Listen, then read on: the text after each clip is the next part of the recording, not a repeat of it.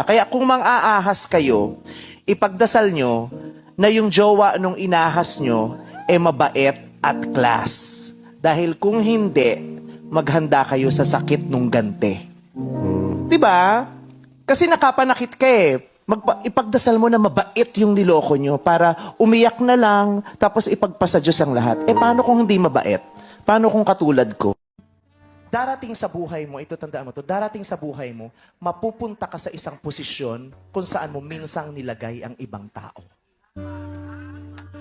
Diba? Kaya kung Aba-aba, may punto talaga si Vice Ganda. Tamang-tama talaga ang sinabi niya at makahulugan pa sa mga may balak na mang-agaw o manira ng karelasyon.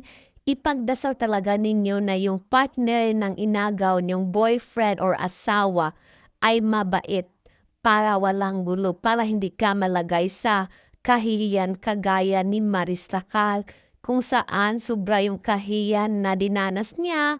Plus, nasira pa yung kaya niya, yung mga endorsement niya, nag-move out, no? So, tinanggal siya sa endorsement. So, ang sakit niyan, di ba?